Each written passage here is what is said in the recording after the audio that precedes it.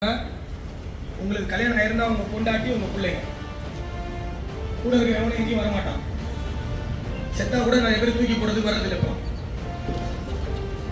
அதனால நீங்க எல்லாரும் ஒழுக்கமா இருந்தீங்க அப்படின்னா அது உங்களுக்கு நல்லது. இல்ல அப்படின்னா நீங்க சீரியஸான விளைவுகள், சட்ட ரீதியான விளைவுகளை சந்திக்க வேண்டி வரும்.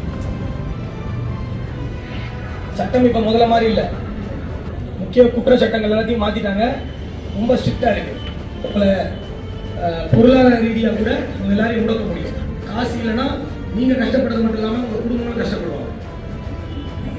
ரெண்டாவது, சமூகத்துல அமைதி நிலவணும். அமைதி நிலவனா அந்த குடிச்சிட்டு போய் பக்கத்து தெருவில் சண்டை போடுறது, இல்லை அவன் தெருவில் பைக் ஓட்டிட்டு போய் இடிக்கிறது, அங்க அடிச்சுக்கிறது, வெட்டிக்கிறது, ஜல்லிக்கட்டுல பிரச்சனை பண்றது, கோயில் திருவிழாவில் பிரச்சனை பண்றது, ஆடல் பாடல பிரச்சனை பண்றது, இல்ல சாயங்காலம் ஒண்ணா உட்காந்து குடிக்கிற இடத்துல பிரச்சனை, இந்த மாதிரிலாம் பண்ணிட்டு இருந்தீங்க அப்படின்னா நீங்க யாரும் நிம்மதியா இருக்க முடியாது.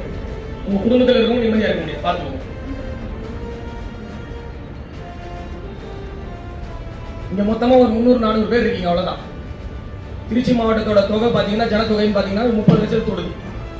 நீங்க 350-400 பேர்னால 30 லட்சம் மக்கள் நிம்மதியா இருக்க முடியாம இருக்க முடியாது.